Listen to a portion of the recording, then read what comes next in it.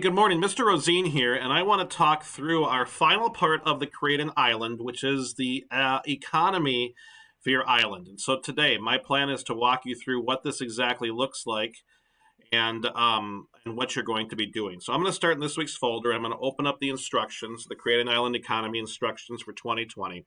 And here's the good news. If you've done the government, you're going to find that this is very similar to the government plan that we did. So let's go through the instructions together.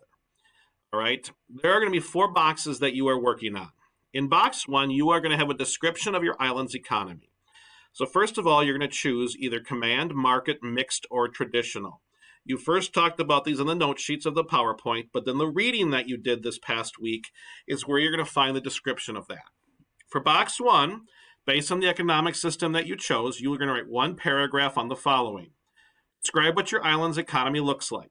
A general overview of the system and describe how it specifically impacts your country. So for this one, you are going to be describing really kind of, if you choose a market economy, tell us about it based on the reading. All right. Tell us maybe about how supply and demand impacts it from the notes that you took from the PowerPoint. In box number 2, this is positive and negatives and how they impact inequalities. So in a paragraph, describe the positives and negatives of your island's economic system. How does the system create or help solve inequalities among different groups of people? All right, so for example, what are some positive or negatives? If you did a command economy where the government decides everything, how does the government decide in the prices of every single product? How is that good? Maybe it creates fair prices among lower income people. All right, but can the government react to changes in the market real fast? That's a negative. All right, if you have a free market economy, all right, where the government has no say on anything, what could happen to prices? All right, could price gouging really happen and impact people that may be in a negative way with prices? So kind of think about that. For boxes 3 and 4, these are the elements of the economy. So you will choose 2 of the following elements. In each of the boxes, you will need to provide both a written 2 to 3 sentences and a visual description of how your island impacts the topics chosen. For this, I would use your note sheet, I would use the book, I would use resources that are available. So again, we are trying as global teachers to give you some choice in this. So number 1, again, you're choosing 2 of these different 8 options. Natural resources. What natural resources does your island have? Does it have timber? Does it have coal? Does it have wheat? Diamonds? Imports and exports and major products. All right, what imports come into your island? All right, what exports leave your island?